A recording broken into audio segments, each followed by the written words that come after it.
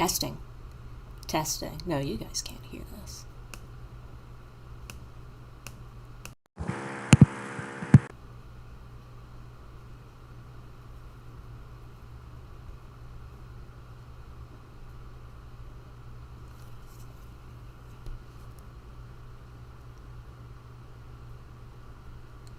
Hey chat, testing mic. Is it always, it's always broken. I don't know how to do things. OBS doesn't know how to do things.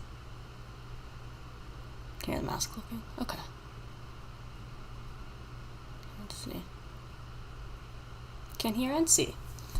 So it was just the camera this time. Like I said, I'm a consummate professional. I always make sure everything is ready before I stream. Which is perfect. So today, I want to talk about animated musicals, because it is one of the very specific things that I care way too much about. Now, when I say animated musicals, I do not mean any animated film that has music in it. The music has to be integral to the storytelling, like any, Broadway musical, or else I'd have to include everything, and I don't want to. This also means we're not going to cover a lot of, like, really old Disney films, or, like, some of the newer ones. But, I'm going to try to cover as many things as I can. All the favorites will be on here, because the most popular Disney films are all musicals, traditional musicals. So, it shouldn't be too bad. Trying to think of where to start, because I didn't, put a starting point. The OG animated musicals in Broadway style, that didn't really come up until Little Mermaid in 1989. Because before that, the idea of, musical movies was already a thing. There's a lot of old Disney movies that have a lot of songs in them, but they aren't, Broadway musicals. The idea of a Broadway musical in animated form didn't come about until Disney picked up a couple Broadway guys, and they said, hey, animated films, Broadway musicals, we can make this work. And that's how Little Mermaid happened. Originally, it was not going to be that much of a musical. It was going to be, have some songs in it, and they would just go with that. So, imagine Little Mermaid without its soundtrack. They almost did that. And I will get into that movie later. Does Emperor's New Groove count? I think I forgot Emperor's New Groove. When I was listening to soundtracks today, I felt like I was forgetting something. And I was like, oh, it's Emperor's New Groove. Because Emperor's New Groove came out in that period of Disney where, the movies basically didn't exist. Disney did not exist from, 1998 to, 2008. It didn't. The movies that came out were Bolt and Home on the Range and Meet the Robinsons. Lilo and Stitch was good for, half of it. I always liked Lilo and Stitch because, half of it, not even half of it, 30% of it is, the most beautiful story you've ever seen, and then there's, the part with the aliens. I almost feel like they just wanted to make a story about, this tragic family dynamic, and then they were like, oh yeah, this has to be marketable. So what is the first musical we should go over? I'll wait for the stream lag to catch up.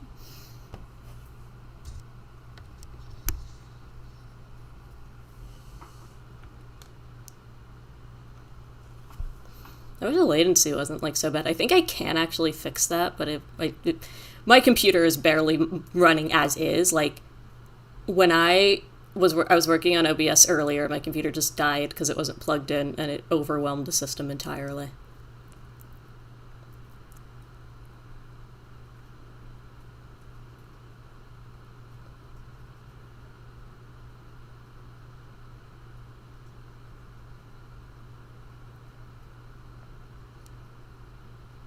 Molly Sneedmaster.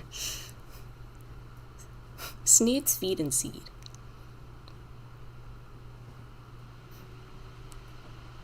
I still don't know how I'm supposed to use that word in a sentence.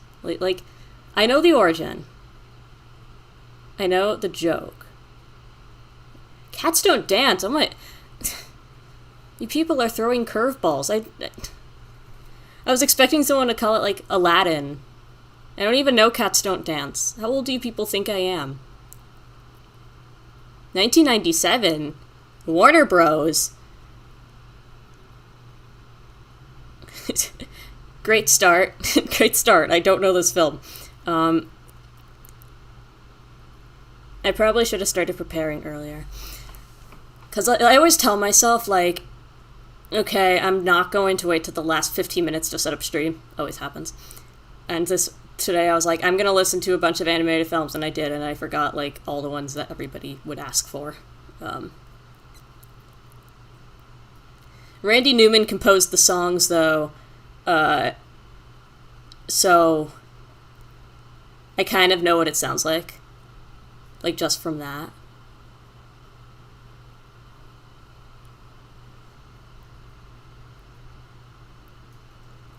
Text in here, I guess my state is back at DEF CON whatever for COVID. Oh man, I heard New York's gonna do that too, which I'm not too happy about. Does South Park the movie count as a musical? Guys, I haven't watched that many films. Lorax. Well, you just started, you're already committing heresy. What did I do? I'm sorry. Lorax. Lorax gets, let's see, Lorax, bad, no, and 0, which gives us a value of $value exclamation point, which puts it very high on this list. Sarah gave a real answer, which is Hunchback of Notre Dame. Hunchback of Notre Dame, and here we're getting to the movies I can actually talk about. So, Hunchback of Notre Dame had a score composed by Alan Menken, and the lyrics were done by Stephen Schwartz. The lyrics are what really can carry, like, they can make or break a soundtrack as having good lyrics. And Hunchback is a great example of that. Hunchback has a really outstanding score, but also its lyrics are very, very strong. It's probably one of the strongest lyrical performances by someone who worked for Disney, since Aladdin, because the lyrics can just get, like, very fast and very fun and very clever, especially the opening, which is Bells of Notre Dame. You get a lot of these really cool little, like, I guess not a play on words, but just the way that words are used, like, the archdeacon says, like, or when the archdeacon comes up in the song, the narrator, he is describing Frollo, he goes, a figure whose clutches are iron as much as the bells, I don't know, stuff like that is really cool to me, because that really helps a song flow. When you have a really good recurring motif, really good,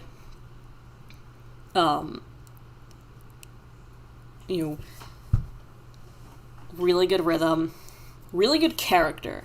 Like, I would give this lyrical score a 9. The instrumental score is like, I would easily say a 10, because there's, like, one song, there's, like, 1 or 2 songs that are, like, okay, but the scores are always, like, really good. I'm gonna pretend the song that the gargoyles have don't exist, because the gargoyles don't exist in that film. Trust me, I've watched it 3 times. The gargoyles aren't there. And for contextual score is really about, like, how well it tells the story. Like, when I listen to the soundtrack of a film, can I understand what's happening just through that? And, that also gets a very high score for it. Like, you listen, Bells of Notre Dame is a great setup. Out There is, like, a really good I Want song. Really establishes the characters and what they want. Topsy Turvy is, like, okay. It's just the fun song, like the trademark fun song. God Help the Outcast is beautiful. Hellfire is beautiful. Court of Miracles is beautiful. Like, well, not beautiful is a strong word for it, but it's, like, fun. It's also a very fun song. The only, like, thing that doesn't really tell the story is, again, like, the stupid love song, so we're just not gonna talk about that. This does get, like, a 10. I'd say, like, Hunchback has really, like, the highest highs of any Disney soundtrack. Like, it has some lows, but I don't think it's, like, the best 1 all the way through. I'm actually gonna like turn that down to a 9. That's a pretty strong. Like these numbers are not gonna mean anything because it's not like I'm like listening to each one of these carefully right at the moment. But it is gonna get very high. So let's start. Lorax was actually gonna have a song called Biggering, but they decided to change it for How Bad Can I Be. Lorax gets negative points for How Bad Can I Be. I'm actually going to like give it a -1 and then like a 0 and a 0. So it just has a negative. Cats Don't Dance is some of Randy Newman's best stuff. I can believe that. Like which has the lowest lows of, like, in general, because I could just say Lorax. Like, we've already covered the tops and the bottoms at this point. The lowest lows of any, like, Disney soundtrack in the past, 30 years, 30, 40 years, is, I would say, Moana, because Shiny is awful and You're Welcome isn't good. And the thing about Moana, like we can just put it on here. My thing about Moana is that, like, the lyrics are very weak, because Lin-Manuel Miranda just doesn't give his all. I don't know if he was short on time or constricted, but, like, there's lines in there that don't even rhyme properly. Like, I'm pretty sure he rhymes, like, rising with inside me, which you shouldn't do. I know he rhymes water with itself at one point. You're Welcome rhymes below with yo, which is not good. I like bump that up a little bit. There are some clever lines in that soundtrack. Like I feel like Shiny and You're Welcome, they only are popular for, like, the meme quality. They're not popular because they're actually, like, well put together.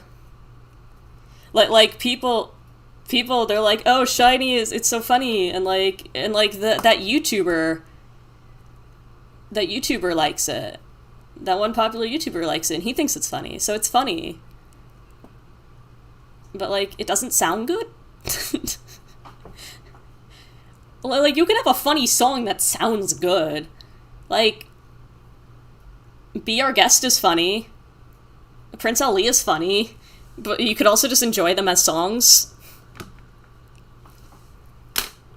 My AV high school teacher got sick of Moana because her kids wanted to see it 3 times or something. I got sick of it after watching it for 40 minutes. The instrumental score here is also going to be low because I think that, like, that opening song has a pretty strong backing track, but, like, How Far I'll Go is pop. And then like, Shiny and You're Welcome barely have instrumentation. Like, okay, Shiny is instrumentation. You're Welcome barely has instrumentation because The Rock can't sing, so they couldn't, like, do anything with that. And then there's, like, other songs, I guess. I don't remember them. I probably should have listened to that soundtrack today, but I really didn't want to. You're Welcome is carried by Dwayne Johnson. Listen, it's not that I dislike Dwayne Johnson as a person. I'm just tired of him, like, in his roles. I'm not even tired of him as an actor. I'm just tired of like, the roles they give him. He's always just, like, the big, strong guy. And that's it. And, like, it varies in terms of how many jokes he might tell. But he's, like, the big, strong guy. Listen, I've been pissing people off with my opinions on Moana since 2017, and I don't intend to stop. When I watched it for the first time, a couple days later, I went to dinner with my sisters, my older sisters. I was 19 at the time, so they were 23 and 25 or 26. And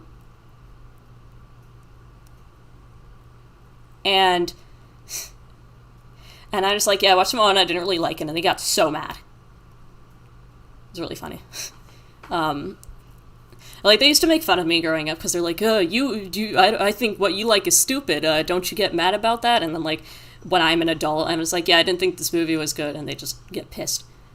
You should listen to some of these songs on stream. That's a great idea. It's a good thing YouTube has really understanding copyright laws that let us analyze media properly for an audience. You know? I love living in the good timeline. The contextual score for Moana, I actually would say is like a 7, because when you listen through it, you are getting the story to an extent. Like, the only song that doesn't tell anything that I remember is Shiny. Like, if you take Shiny out of the soundtrack, nothing changes in terms of the storytelling, but you could apply that to a lot of films, so I'm not going to be too hard on it. It doesn't do, like, a brilliant job, but like, it's serviceable for storytelling.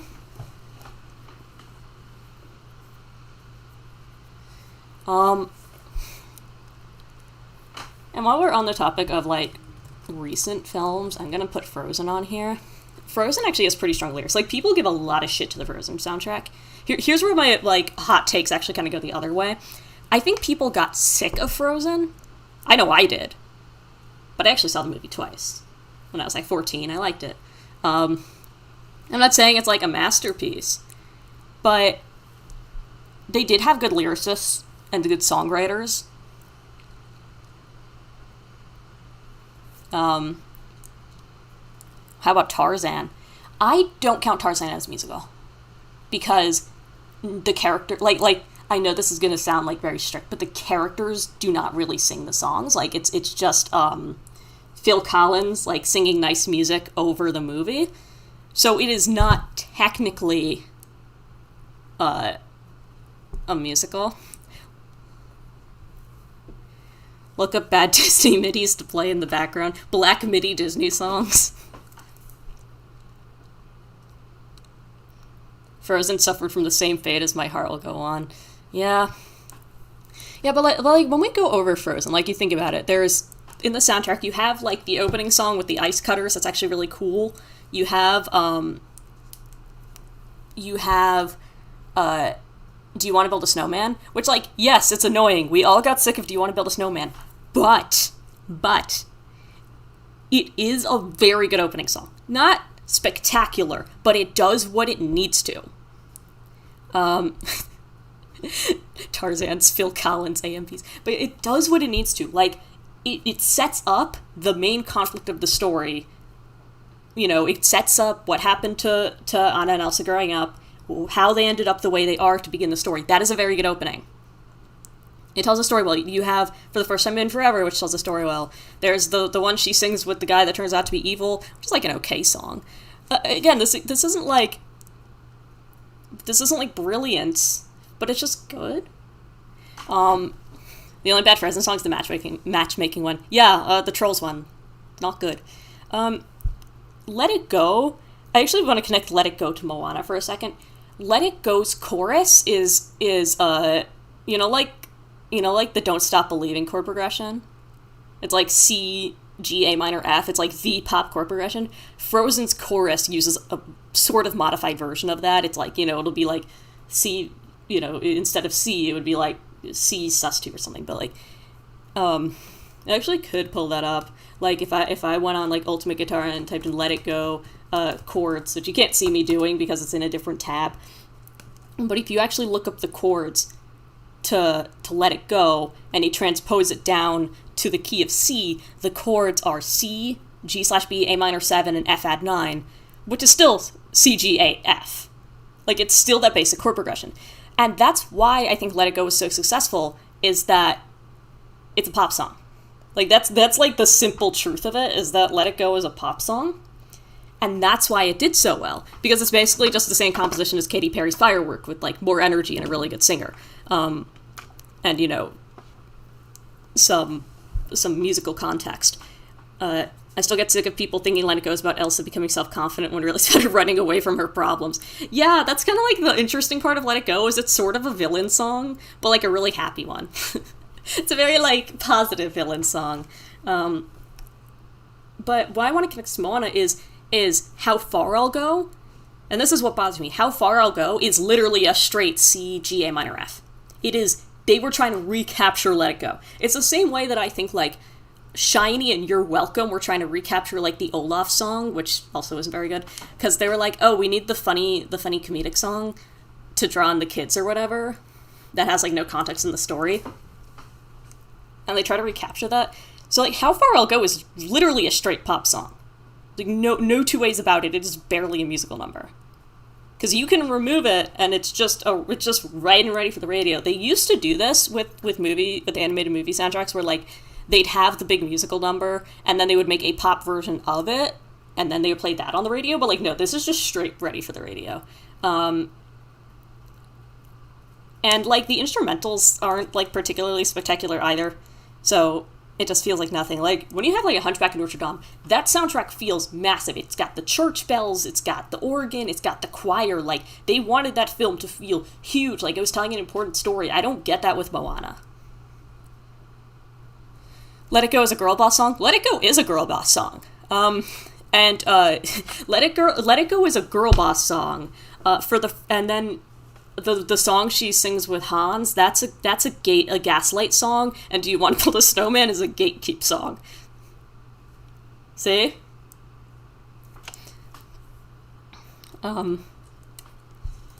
So, lyrical score, I'm gonna give, like, a 7. Like I said, I don't think it's anything spectacular, but I think it's very serviceable, it's very good. And then instrumental score, I'm also gonna give, like, a 7. And contextual, I'm gonna give an 8, you know? It tells a good story. Don't get mad at that. I saw somebody mention Prince of Egypt. Prince of Egypt, I kind of wanted to reserve for last, because, like, that is... Like, Prince of Egypt is probably the single best animated film ever. It is a musical. It is absolutely a musical. So don't worry about that. And we could definitely include it. Prince of Egypt was Hans Zimmer on the score, and Stephen Schwartz on the lyrics. Stephen Schwartz was actually asked to do Mulan in 1997, and DreamWorks reproached him and said, do you want to do Prince of Egypt? And he chose that, and Katzenberg got really mad at him, which I think is funny. And also because Mulan's soundtrack is We'll Get There, and Prince of Egypt's soundtrack is like literal, like, I genuinely mean this, literal 10s across the board. Every like, part of that film is just crafted perfectly. Like, I watched that film recently because I showed it to Sarah, and watching it with the lens of, like, really analyzing the film, that film's insane. Like, the facial detail is unbelievable. What they were doing in, like, 2D animation, you can see, like, every expression on the character's faces, these complex emotions coming out. They really took it seriously. The opening song, the opening song's great. I mean, I could go through all of them. They're all great. The only one that isn't, like, totally super memorable is again, like, the token silly song, like the ones that the sorcerers sing. But I would actually say that the plague sequence is the best animated musical number ever. It's not too long, but I think it does everything it needs to. It's incredibly intense. It really shows, like, the characters and how they're feeling. It really like, the animation that they use is perfect. It's all about getting the emotion right, you know? It gets that perfect emotion. The instrumentals are so like, you know, it feels like something coming down on you, this chanting and this intense backing, this yelling, like, it is so good.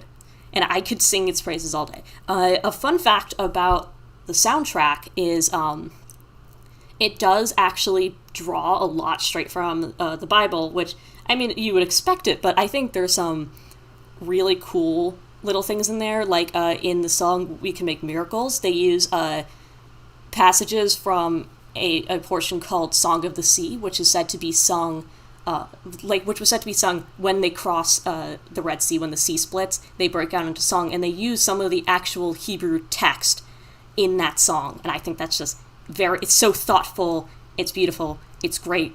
That movie is incredible if you've never seen it. Go do that. The nostalgia critic. Don't call me nostalgia critic. I like to think I'm a little bit funnier. At least better looking.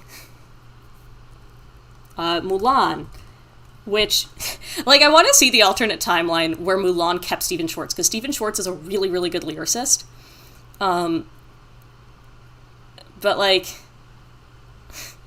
instead we have, I think, what was his name? It's like, I was looking, it's like David Zippel or something. He also did Hercules, which we'll get to next. David Zippel is okay.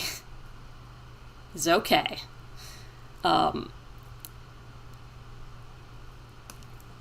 Ouch. Like, I'm sorry, Mulan's soundtrack isn't good, okay?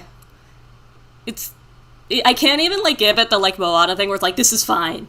Or I can't, like, you know, it's serviceable. It's okay. It's just not that good. When I listen to the Mulan soundtrack, I don't get a story from it because, like, you have the opening song is very weak. It's you know, bring honor to us all. And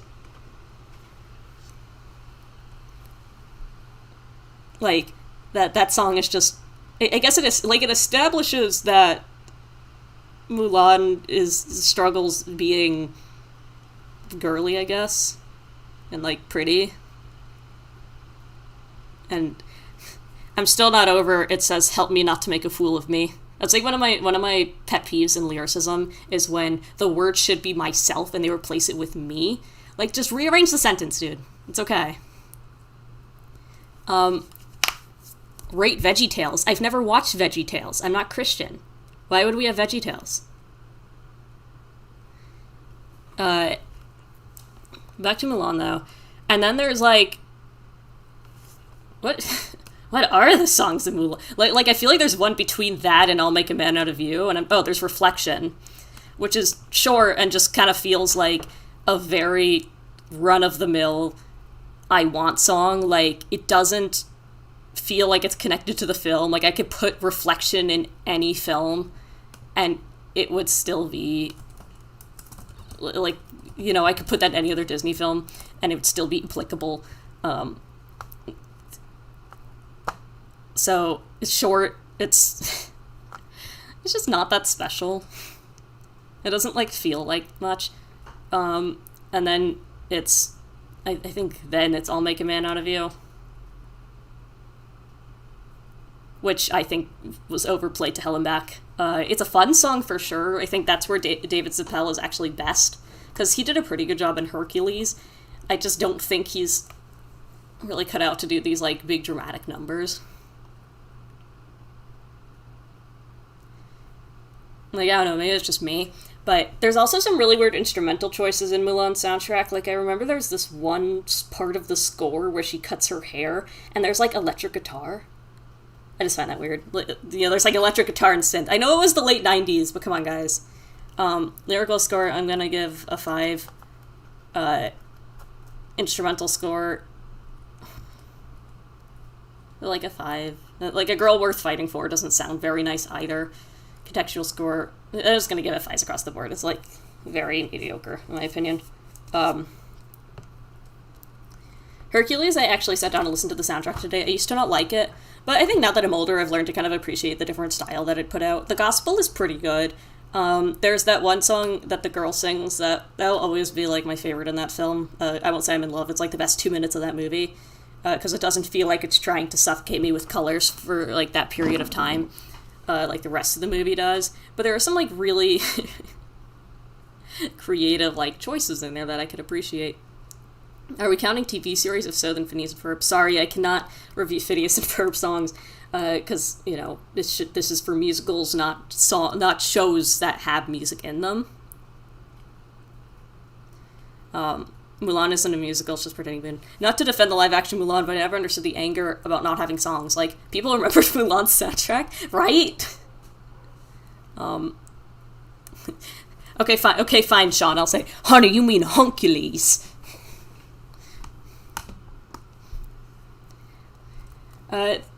The only song I really think is, like, truly not that great in Hercules, or not that, all the songs are, like, good-ish.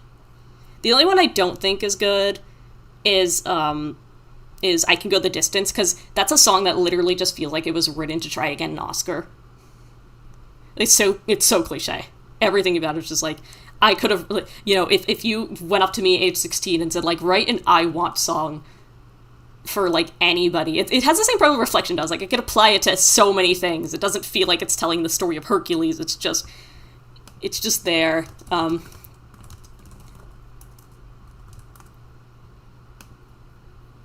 Well, that was in the wrong tab. Oops.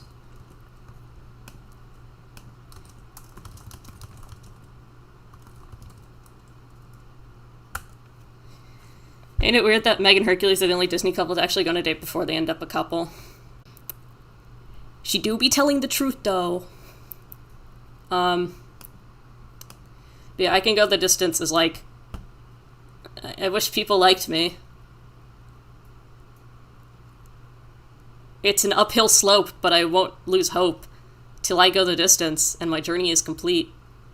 But to look beyond the glory is the hardest part, for a hero's strength is measured by his heart. Like, fine. It was lyrics like a 6. I don't think it did anything that was particularly super clever. There's like a few really good... There's like a few clever couplets in there, but... Instrumental score. I'm gonna be kind to it. I'm gonna give it a 7 because, again, I think gospel is an interesting choice. It is a bit of an oddball, but like, well, it's okay. I don't think it tells a particularly great story with its soundtrack, but, you know, the movie didn't tell a particularly great story, so it did what it could. I guess we're gonna go, like, backwards from here. So before Hercules was Hunchback, which we covered, and before Hunchback of Notre Dame was Pocahontas. And my favorite thing about Pocahontas is that we don't talk about it. We just don't. We can talk about Colors of the Wind, that's it. Colors of the Wind was also Stephen Schwartz on the lyrics. There's some... What I really like is, like, he did a lot of cute things with homophones. You know, it's like, you might learn things you never knew. Or it's like, you could own the earth and still all you'll own is earth until. Like, that's a cool line. There's a lot of cool little lines in there. But, like, the implications of that song are, and that whole movie are not something that I don't think we should discuss. I think we can be safe just forgetting that movie happened. So let's go to Lion King. Yay! Yay, Lion King. That was Elton John, actually, on the instrumentals. Hans Zimmer did some of the scoring, and Tim Rice on the lyrics. I think Tim Rice is pretty good. I don't think he's, like, the best, but I think he's a pretty good lyricist, all things considered. Fun fact about Lion King. When you think about, like, oh, this movie won an Oscar for Best Original Song, you're thinking, like, oh, it was probably Circle of Life, because that's an amazing song. It was not Circle of Life. The one that won... I don't think Circle of Life was... I think it was nominated... But the one that actually won was Can You Feel the Love Tonight, which is the worst song in that film. It's not even that bad, it's just not good, like, not that special. Makes me mad. The Oscars make me mad. I'm gonna say, like, the lyrical score of The Lion King is, like, a 7. I don't think there is anything particularly outstanding. But the instrumental score, I'm going to give a 9 because there are some... I could bump it up to a 10 even. I really love the instrumentals in The Lion King, all the different types of instruments they worked with. Lion King score is only remembered for Be Prepared and Circle of Life. There's I Just Can't Wait to Be King and Hakuna Matata. Like, those are just fun songs, but, like, the big songs, which, you know, Circle of Life and Be Prepared, are really, really good. Like, the highs are very high. So... I do have to, like, give it that. Especially the actual orchestral score itself is really, really good. Because it's Hans Zimmer, so you can't really go that wrong there. The contextual score, I think it does tell its story well, so I'm going to give that a 9. Before Lion King was Aladdin. Fun fact about Aladdin is that its lyricist died halfway through production. And he was literally the best lyricist that Disney ever had. I could talk about him forever, and when we get to Little Mermaid, I will talk about that.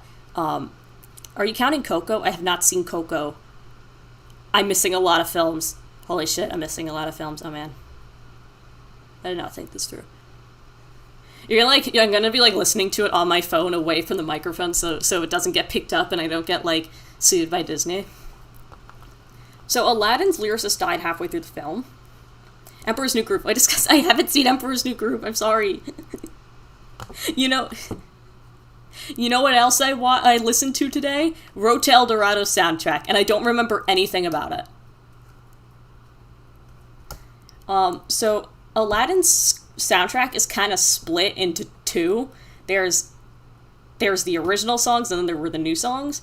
And if you're wondering why, like, hey, why does Whole New World feel, like, empty and nothing when the rest of the soundtrack's really, really good? That's why.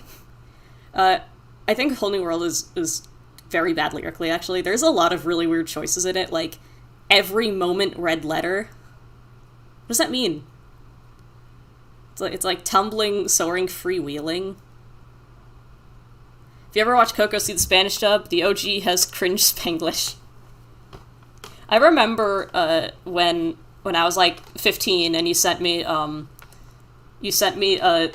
original Spanish dub of Sleeping Beauty, and like Maleficent has the best voice performance ever. It's so much fun to watch. Can we count Shrek 2 holding out for Hero? I wanted to count Shrek really badly. I'm gonna give it a shout out though, because like, holding out for a hero might be the single best use of like an already existing song in a movie ever. It's so much better than the original song's context. It's not even funny. But back to Aladdin. Prince Ali, Arabian Nights, and Friend Like Me. Like think about the actual complexity of those lyrics. They're fast.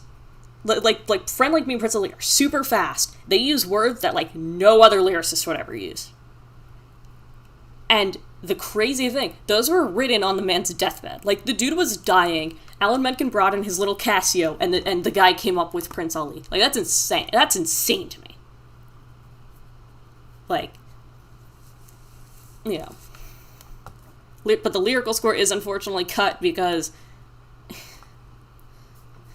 Whole New World is there, and, what's the other one that's, like, Aladdin's song? Is, like,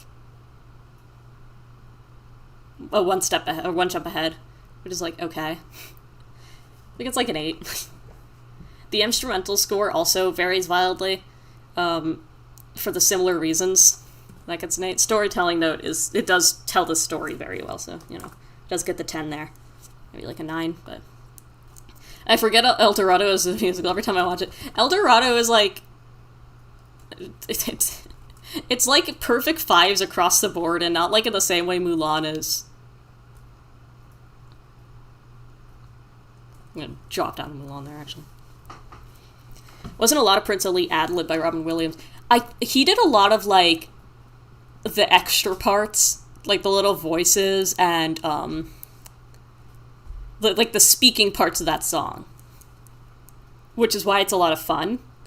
I watched the live-action version of Prince Ali, and it is, like, so soulless, because, like, Will Smith doesn't do any voices or anything, because he can't, because editing him transporting from place to place would be hard and clunky in live-action, because that's why it's an animated film, because you could do stuff like that, and why did we make it live-action? But the point is, a lot of what makes Prince Ali work is because it's, like, super fast and super fun.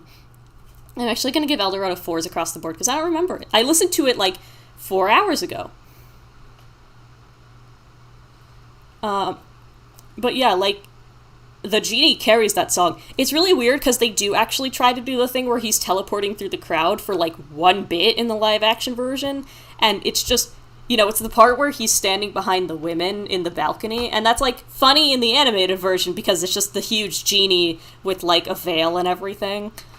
In the live-action version, Will Smith is just there, like, behind them through the window, and, like, with a veil, and it's as horrible as you think it is. Before Aladdin was Beauty and the Beast. And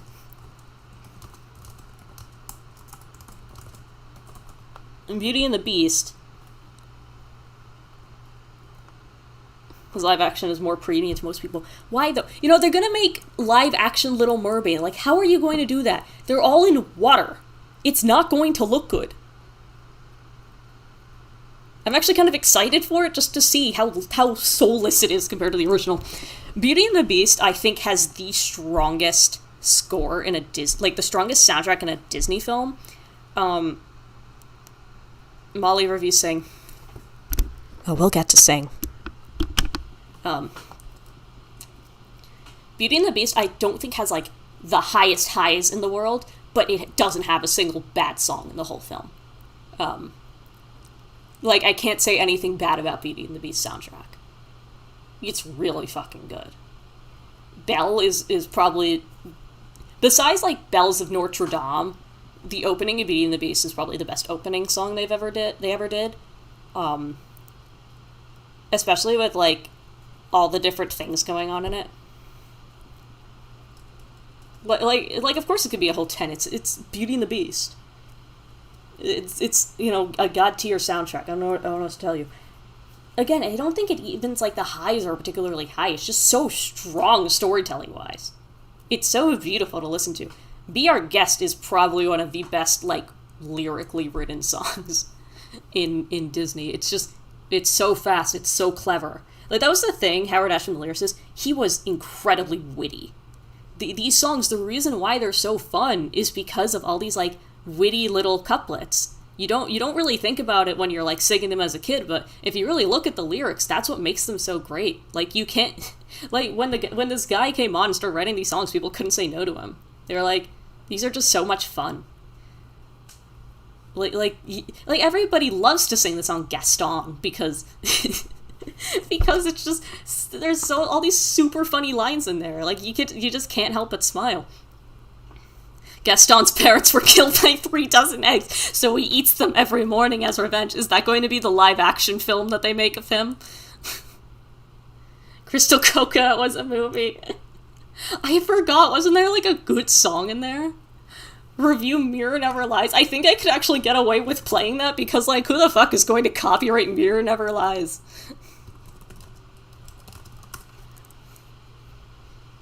Like... I swear, if I do get copyright struck on that, I think I'm going to go insane. Desktop audio on. Mirror Never Lies. It's a minute and 25 seconds. You ready, everyone? Oh, you be as crock as they come, Donkey Croc. Here, seize for yourself.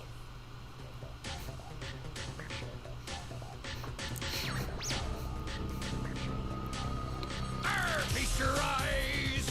Look into the mirror, or it never lies. You're a pirate, can't you see that this is no disguise? You live to loot and pillage, maim and terrorize. Your reflection tells a story of a pirate's life of glory. Trust your eyes. I love how this is so obviously written on, like, a Casio. Like, like it's just like 1990s keyboard music. Why does Donkey Kong have the singing voice?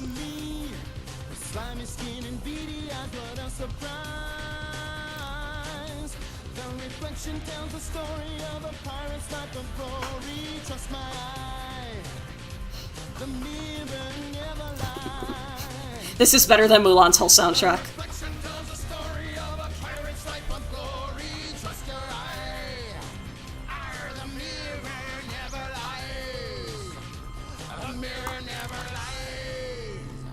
Country farmer in that voice. There's actually a reason for that. It's because the stereotypical, like, pirate accent that we use here is based off the West Country accent. I learned that once, and that's why you hear that. And of course, this is the only time that will ever come in handy. So I'm glad I got to use that little tidbit of knowledge. Absolute banger. Gaston prequel, they're gonna be like, oh, he's actually incredibly shallow, selfish, and narcissistic because of his tragic backstory. No one's ever been just bad for no reason. Everybody has a tragic backstory, remember? Remember, everyone. I'm so sick of this. Zuko and his consequences have been a disaster for humanity. New Elstrom sounds like a banger. Alright, since we're going, like, backwards chronologically, now we can talk about Little Mermaid. What was that? Thank you for the subscription. That only came into, like, this headphone, and so it's just like, oh, okay. Little Mermaid was, like I said, it was the first time Disney actually ever made, like, a Broadway-style musical. And that was a big deal. There's a lot of little fun facts about the Little Mermaid's production. For example, part of your world was originally going to be cut. They did a test screening back when it was, like, you know, just like the storyboards, and Jeff Katzenberg was like, the kids look a little bit bored. We should cut this song from the film. And, like, the parents were crying. And Katzenberg was like, I'm not really feeling it. It's not very fun, and it's not really good for kids, because children are stupid and they can't appreciate anything. So they decided to cut it, and I think it was actually, like, Roy Disney and the animators and Ashman were like, well, that's gonna be fucking stupid, so they continued to work on it in secret. And then when they had the second test screening, the kids loved it. So Katzenberg was convinced, and it got put in the film, and it is now considered, like, one of the greatest musical numbers in any movie ever.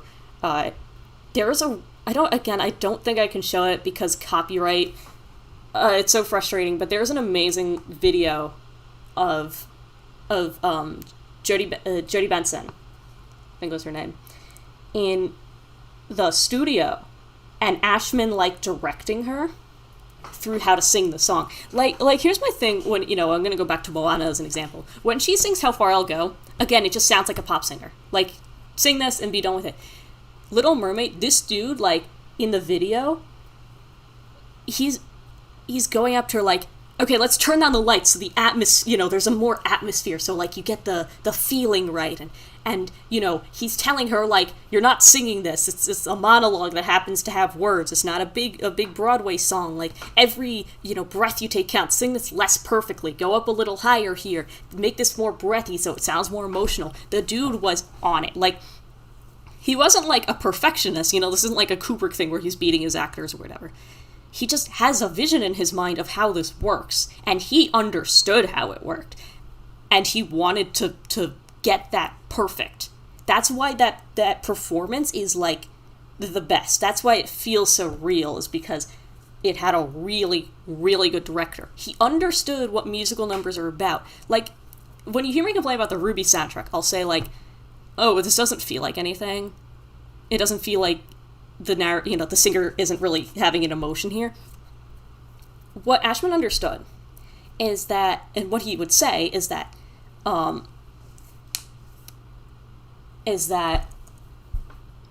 musical number should be about the character is experiencing a feeling so strong they just have to sing about it. That's what it should be about. Like when I'm talking about the Ruby soundtrack, and it's like, I just don't feel anything from this, is because it doesn't feel like anything. It doesn't feel like that these songs were being written because a character had a strong feeling they were trying to get out. It feels like they're written because it's like somewhat interesting, and we can write some, banal lyrics about like hope or fear or something. And, they don't even, like, tell the dude what he's writing about anymore. They're just like, yeah, write a song for this fight. It has this character in it. They don't, like, tell him what the character's going through. And like, that's why it doesn't sound right. That's what frustrates me so much about Ruby's soundtrack, is because they do have the ability to make these very strong character moments with the songs, and they can't. They don't. They, like, literally refuse to do that. The feeling in Ruby songs is a newie. One day, Casey Williams will be free. One day. But in something like Little Mermaid, the reason why it works so well is because it had that directing behind it, and it just had that power behind it. In the live-action remake, that's going to be awful, because they're not going to do that, I promise you. The same way that Prince Ali became so much worse in the Aladdin live action, Little Mermaid live action. Get ready for Soulless Part of Your World if you thought that was possible. And Soulless Under the Sea. I was watching the Under the Sea sequence, like the actual animated sequence.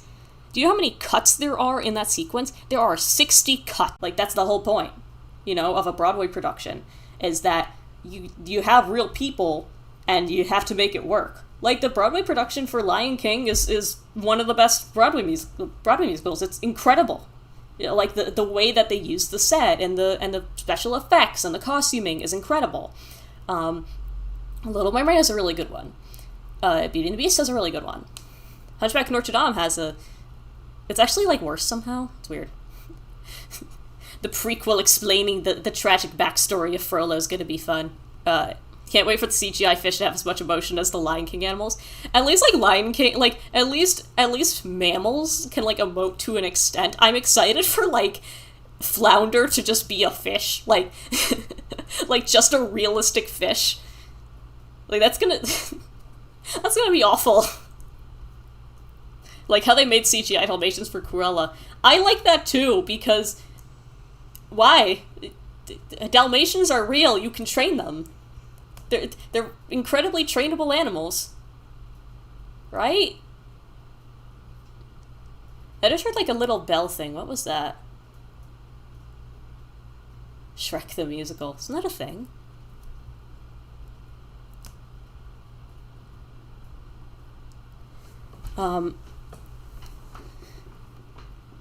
Expensive shark tail. That's gonna be awful. Only be satisfied with live action Under the Sea if they get Haley Joel Osment as Sebastian. It's not gonna be good.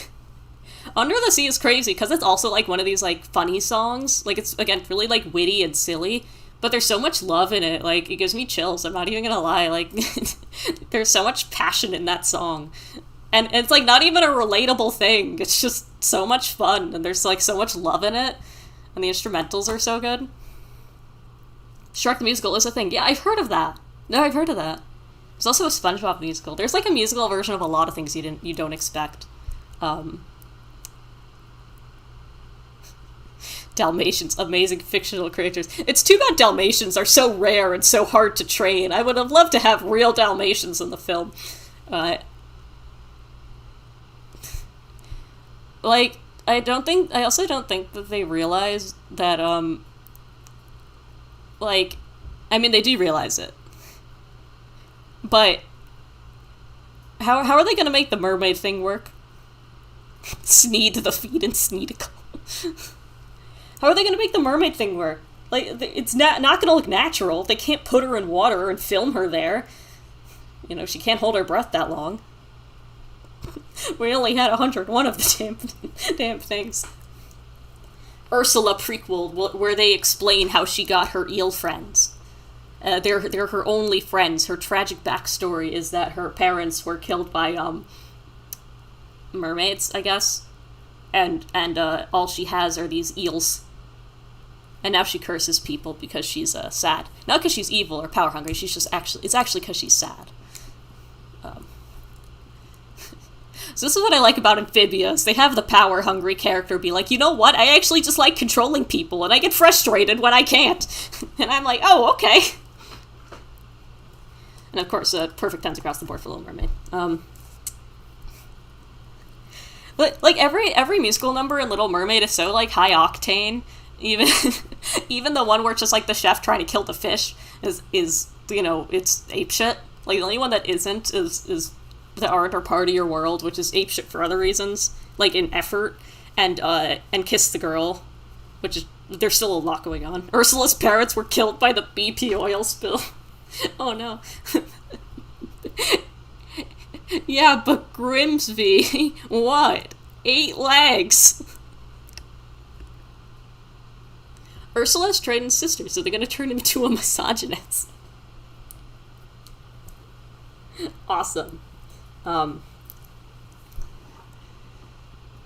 feel like now I have to listen to Emperor's New Grooves, so what I'm gonna do is I'm going to listen to it while I talk, and you guys just won't be able to hear it, like, because I have my desktop audio muted.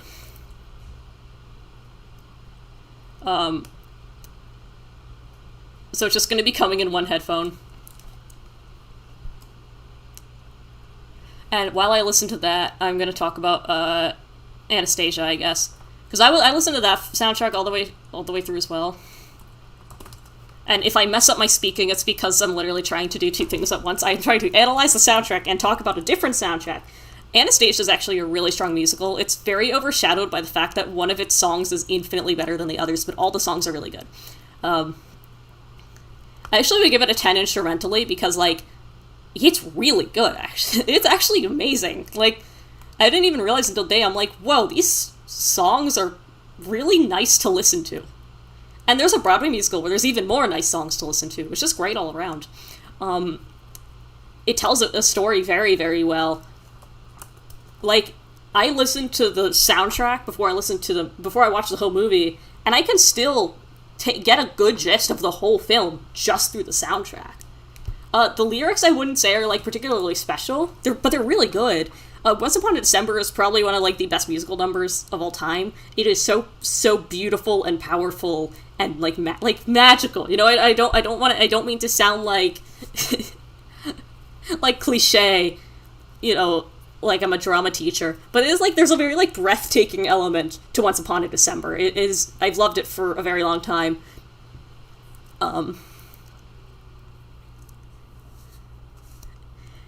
It was the first, like, time I ever rewrote a song. I used Once Upon a December as a basis for the chords. It was actually Mirror Mirror from Ruby. So Once Upon a December is very near and dear to me. But, like, Learn to Do It is a really good, fun song.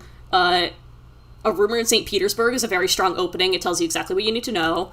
The only, like, weak song in there is the Rasputin song, which is, like, still fun. It's just kind of, it's weaker than the others. And they actually took it out in the Broadway musical. The only Disney villain you can make into a good guy is Hades, because he's always been the better god out of all the Pantheon.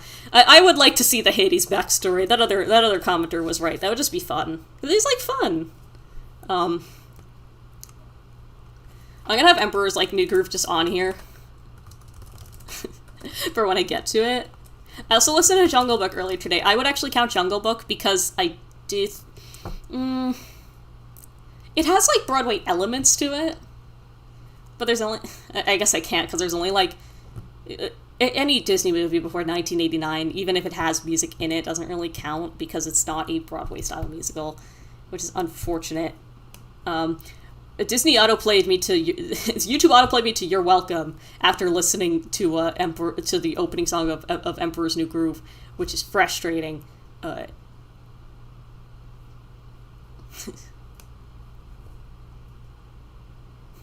It would really suck if you guys could hear these songs, because my channel would be, like, insta-terminated.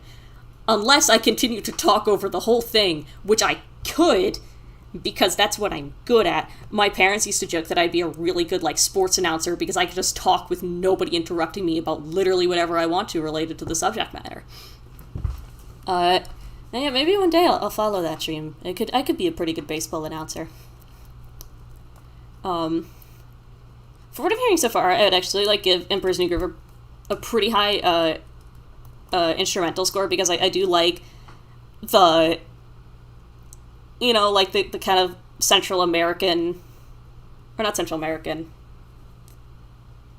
well, I guess it's using, like, South American instrumentation, which is nice. I always like it when they use ethnic instruments in the soundtracks. That's why, like, Mulan's bothers me, because I feel like they didn't use enough.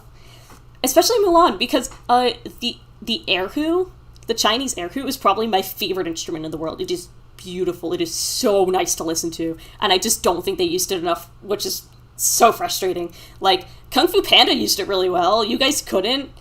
By the way, Kung Fu Panda's a really good soundtrack. Kung Fu Panda's a really good movie, and it has no right being. DreamWorks either makes movies that are way better than they have any right to be, or they make garbage, and there's no in between.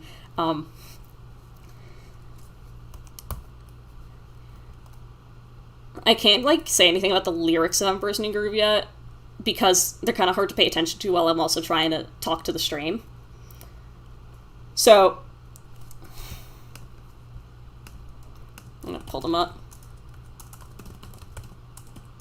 You know what other soundtrack I listened to today was, like, the 3 songs in Lion King 2? I'm always gonna love, like, it's bad. Like, okay, it's not bad. It's, Mulan soundtrack review, not enough zithers. 6 out of 10. But it is. But there isn't enough there aren't enough erhus. That's a legitimate complaint I have. You have the opportunity to use erhus and you don't. That's on you, buddy. Like, that is very much something I could deduct points for. It's right there.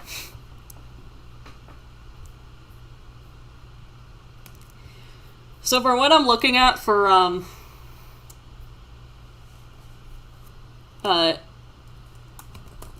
Snuff Out the Light, like, I'm listening to Snuff Out the Light right now. I look at Emperor's New Groove. I don't think these lyrics are, like, anything particularly special, but I really like the instrumentation.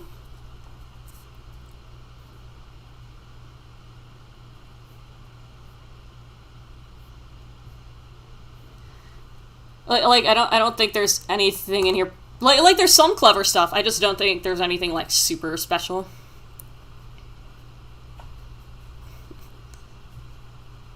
Most Chinesey of Chinese instruments, and you didn't use it, right? Like that's a complaint. Like that's a very legitimate complaint, in my opinion. Oh,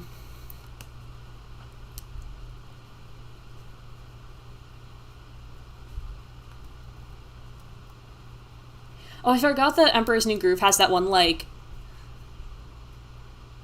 that one like Oscar bait song where it's like it's got like the little like electric keyboard going on. It sounds like a Phil Collins song. I have no idea why it's there. Why did Sting make a song for a Disney movie?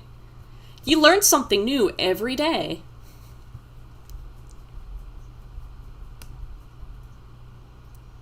That's like the most like early 2000 thing ever, is just have that in there. It's like the Road to El Dorado soundtrack has the Backstreet Boys on it, because that's just the time it was written, and it's such a product of the time. I'm gonna like tentatively give like a 7 and like a 7 to this. Just through, the like 10 minutes of exposure I've had, if that. What other musicals are there? I listened to Princess and the Frog earlier. Which is, I actually say is, like, very good for Randy Newman. I think that, like, they were a little bit pigeonholed because they wanted that New Orleans bluesy vibes, but I don't think they kind of expanded enough with it. Like, I don't, like this is me being, like, pretentious music nerd, but I don't think there was enough jazz or big band, which, New Orleans is really known for. It's just kind of like the piano and some light horns and things like that, because that's what Randy Newman is comfortable in. It does have Friends on the Other Side, which is like one of the best villain songs ever put in one of these films, and it's so fun, and it's like it's just such a great song, and it is like a very good musical number, like in terms of the storytelling and the emotion and setting up the villain and the conflict. That's what a good villain song should be. It should have like the charisma, but also like the fun and the storytelling and the conflict in it.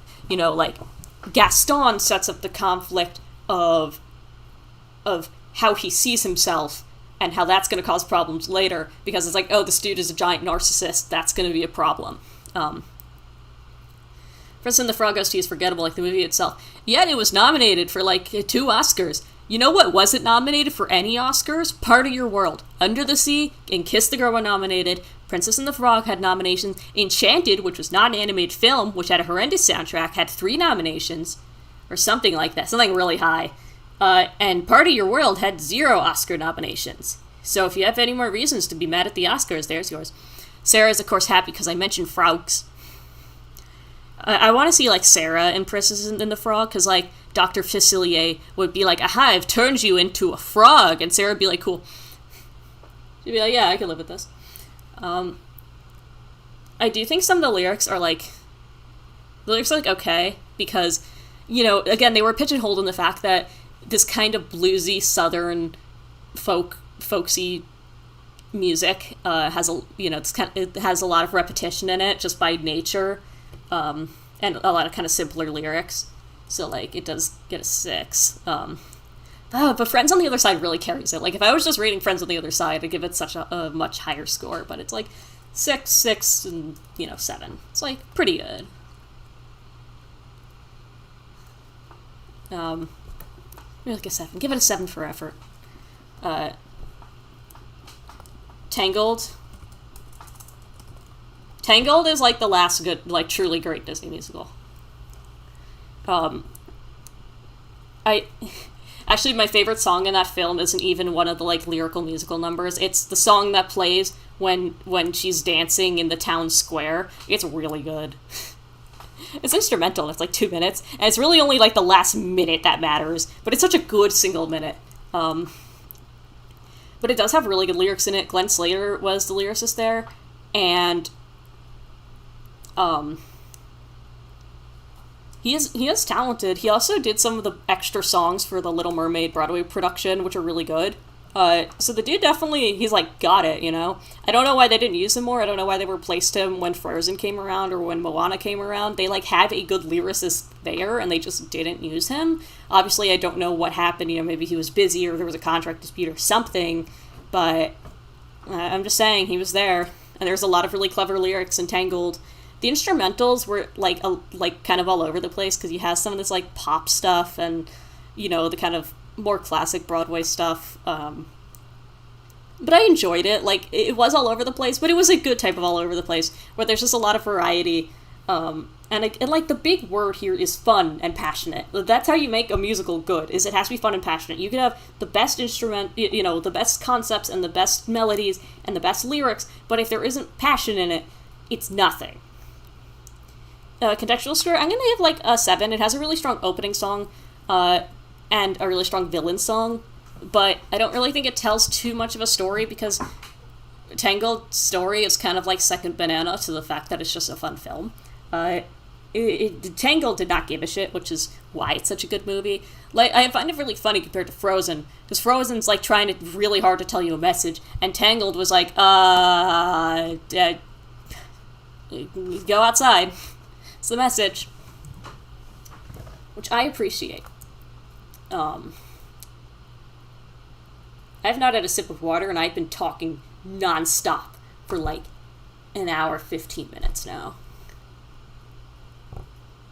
But I don't have anybody else on stream with me to cover for it. Yo, I'm gonna get water. This isn't helping on me.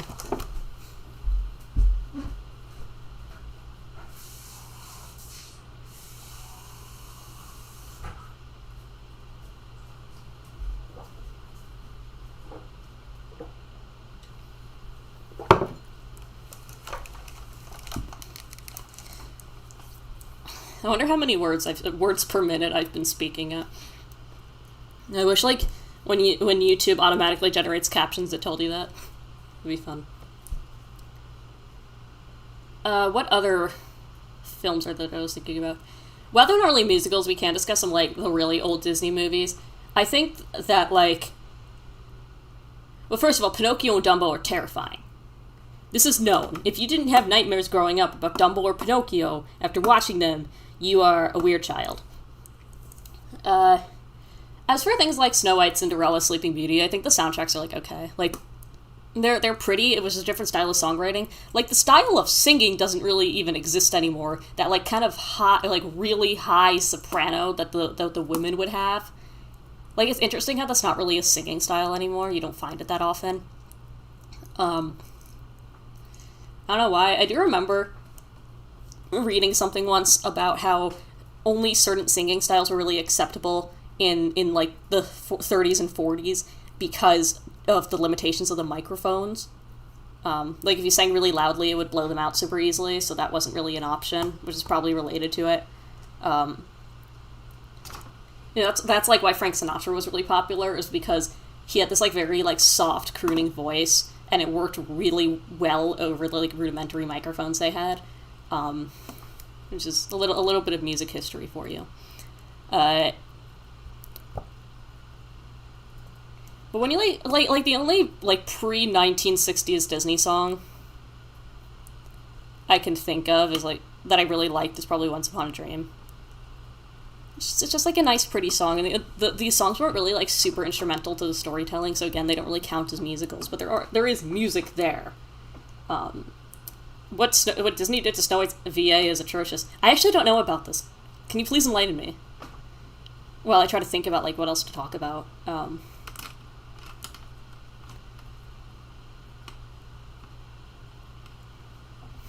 Jungle Book is a really fun song. I love I Want to Be Like You. And Bare Necessities. I love, like, that style of music. Like, kind of like big band and with the strong, like, bass lines. Oh, it's so good.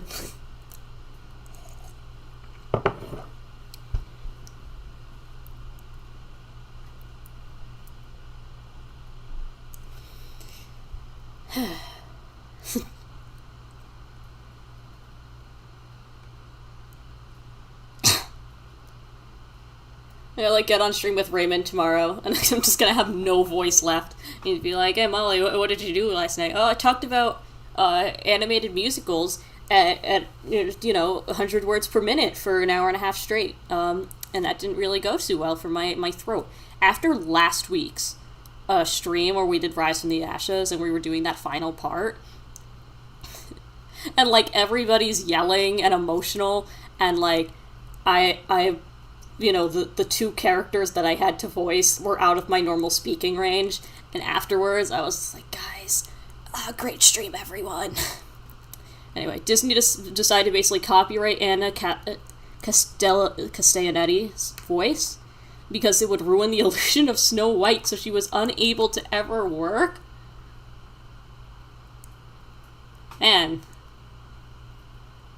Man. Well, nowadays, Disney tries to copyright Day of the Dead, so...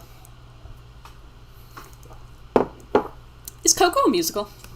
I've never seen it, but is it a musical? Because I know, like, there's music in it, which is obvious because, the guitar is, like, the central instrument because Mexico and Spanish guitar, because it's Mexico, because Day of the Dead, because we know stuff. We know stuff. It had 4 songwriters. Originally, the film was meant to be a break into song musical. Lopez and Anderson Lopez, who actually did Frozen, had written many more songs for the film than what ended up being in the released version. One piece that survived in a storyboard was the expository song that explained the Mexican holiday to viewers begin the film. That's interesting. So it was going to be like a Broadway-style musical. It just wasn't. Mexican people definitely worked on this film. I think they actually did have, like, a Mexican director and, like, a Latino voice cast. But, like, it's also Disney, so I'm sure that had to be, like, scraped down to the most marketable bones possible. It's not just Disney, it's Disney in the 2010s. Like, if we were talking about the 90s, they actually weren't as afraid to do stuff like that, but... I mean, they still wanted stuff that was marketable. But, like, when they did Hunchback and Notre Dame, there was, like, a little bit of conflict with making it, like, family-friendly. But, they still made it, like, a pretty intense film, all things considered. Especially, like, even, like I said, the score is super intense. It's just going at you constantly. It's like, kind of a freaky film. It touches on a lot of kind of more mature topics. They would never do that now. It was directed by... someone named Adrian Molina, who's Mexican-American, and it was based on an idea by Lee Unkrich, who's, like, German descent. Yes.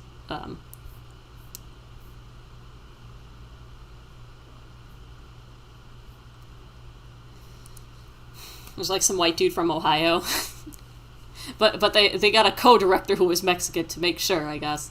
But as we all know, Coco is just worse Book of Life. Less imaginative Book of Life. I don't even know if it's that bad of a film. Like, I've heard it's pretty good. But like... when you just, like, look at the two books next to each other... Or the two movies next to each other... So it's a little... By the way, Book of Life was not nominated for Best Animated Film in 2014, and neither was Lego Movie. But Big Hero 6 was, and it won. And that's my villain backstory. They made the Mexican film about border control? No. No. At least Encanto is, or whatever it's called, is gonna be about, like, South America this time. That's different.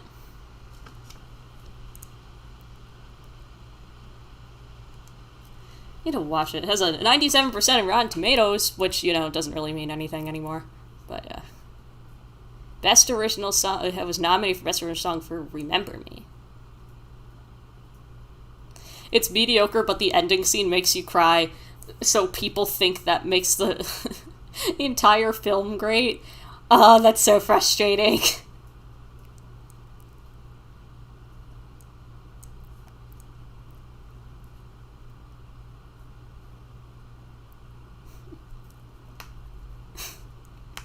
I hate that because that's also like what every remember like the era that kind of just recently ended where every Pixar film was like a sequel of another older better film they did, and they had to have a part that made you cry in it.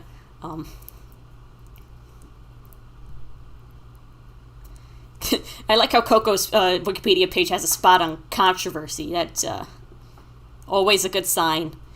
I guess they like based one of the characters off a person and like didn't offer her anything. So, oh boy. But it's benefited the town because now people know them. I don't know. I'm not gonna touch on like the social implications of Coco.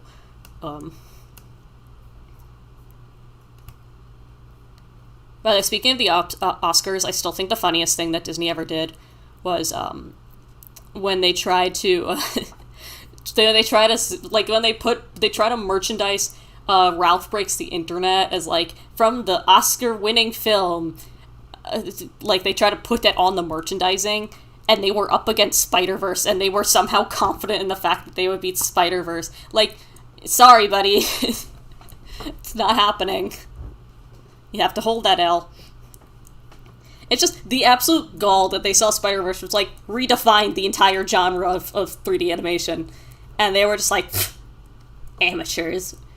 Our sequel is better than that. Wreck-It Ralph makes me cry, though. The part of Wreck-It Ralph where he's, like, sacrificing himself makes me cry, and not in, like, it's nostalgic way. Like, I watched it for the first time when I was 18, and it made me cry. And I showed the scene to Sarah, like, a couple weeks ago, and I cried again. And I never cry at films. It's, like, the one thing that made me cry. Jimmy Neutron almost beat Shrek at the Oscars. I know, but you think you would have learned from there, you know?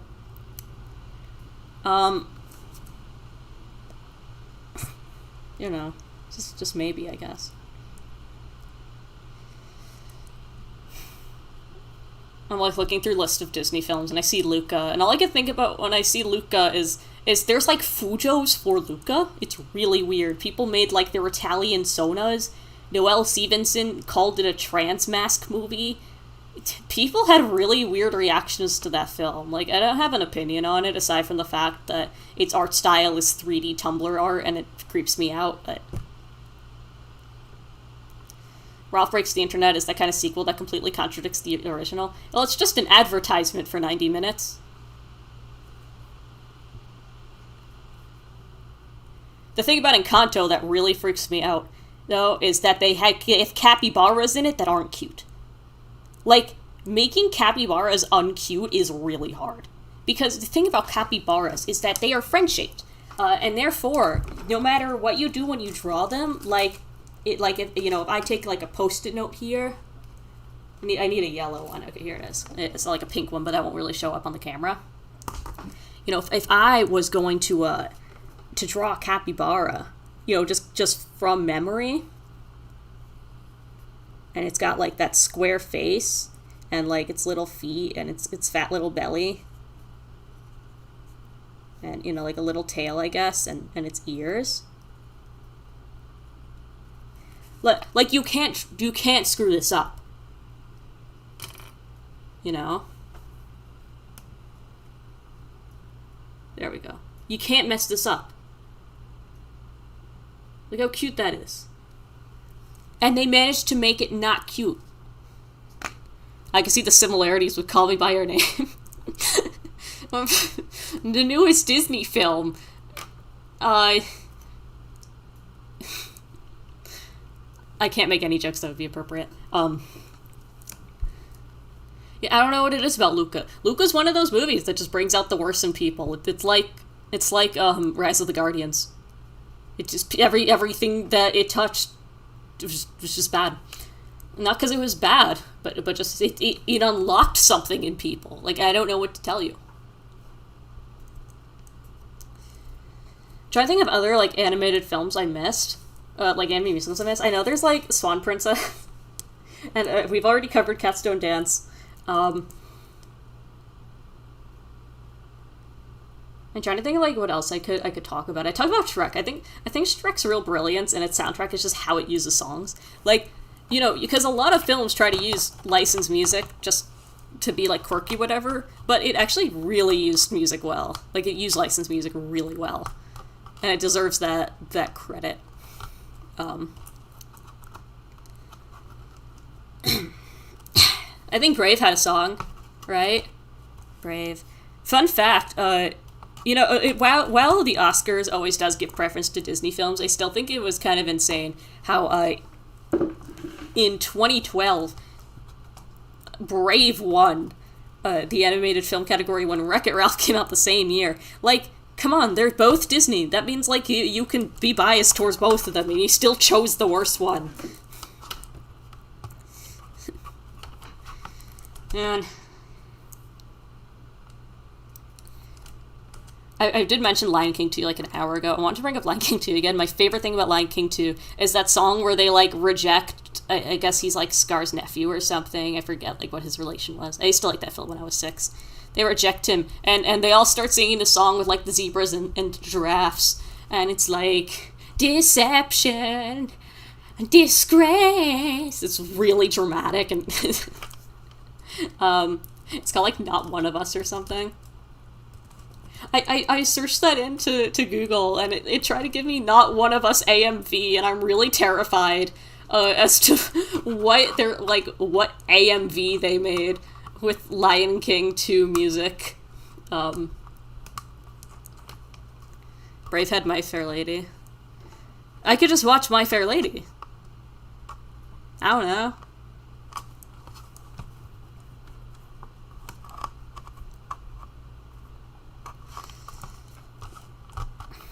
I actually have, like, a background with Broadway musicals because my parents really liked them, so I we listened to a lot of them. I was taken to see a lot of them.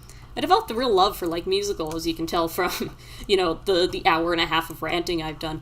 I really love telling stories through song. Like, I really love lyrical storytelling, and I think it's, like, underrated. It's why it's so frustrating to me when something refuses to do it, because you can do so much with it, because it has its advantages over regular storytelling, because, you're combining the music with the storytelling itself, and music has its own kind of storytelling with it, so you're combining those instrumentals and the lyrics, and when you have, like, the acting, not just somebody who's singing, it's someone who's acting it, it's, as Howard Ashman would say, or, Jodie Benson said, Howard Ashman said, you're not singing, this isn't a song, it's a monologue that happens to have pitch. Like, when somebody understands that, you get really fantastic stuff.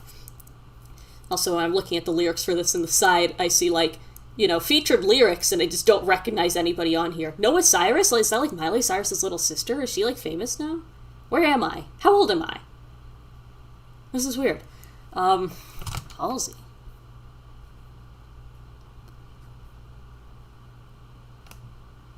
But I don't think I'm going to go much longer here because I've already said so much and talked very, very fast. And I think we've covered a lot. Obviously, the three best ones on here are Prince of Egypt, Beauty and the Beast, and Little Mermaid. I would say, like, like, those are just so definitively the best animated musicals out there. It's not even funny. I say Prince of Egypt is probably the best one because of the story in it being so emotional. But not a musical, but what about how Happy Feet uses pre-existing songs like Shrek? I don't know. I haven't seen Happy Feet since I was 5 years old. I liked how the penguin does the dancey dance. I don't think it's, like, a good film. I think it's just fun.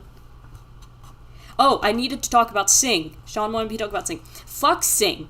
I fucking hate Illumination Studios with every core being, every molecule of my being, because it just, every time I hear about them, it just brings that despair about animation dissolving into, just corporate lowest common denominator hellscape, and Sing is that. It literally is the most marketed focus group focus test thing I've ever seen in my life. It's just, oh, let's get a bunch of different, poor, like, low-quality animal models together that we threw together for $30 each, and then they're gonna sing pop songs because people like pop songs, and we could get the licensing for that easy because we got billions of dollars lying around from Minions, and we don't need to work that hard on the sets because nobody cares.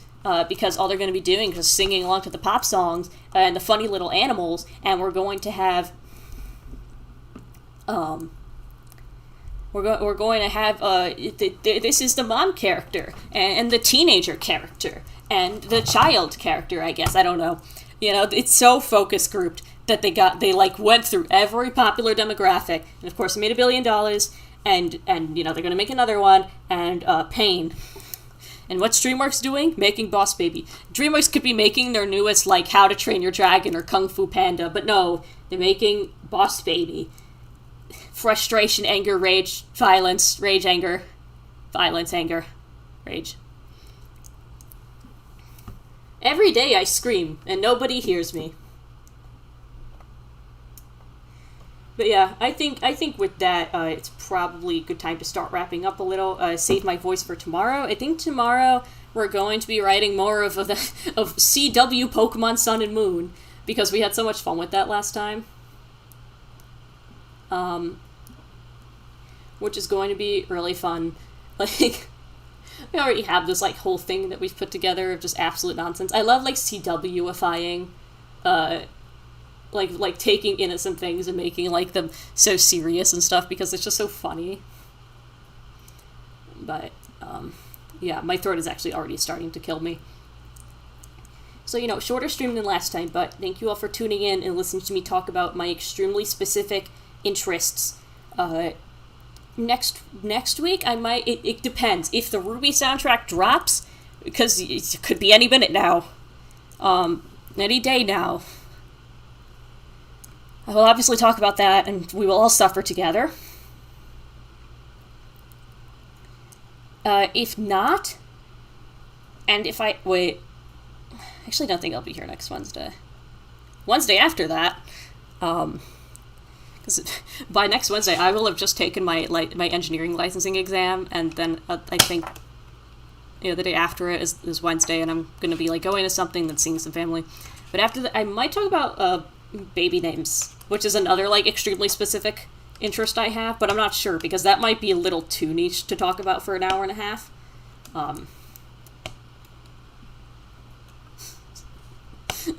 How bites into the malasada. There was blood in the malasada. His blood, because he was shot. It's a preview for next week. Alright, thank you all for tuning in.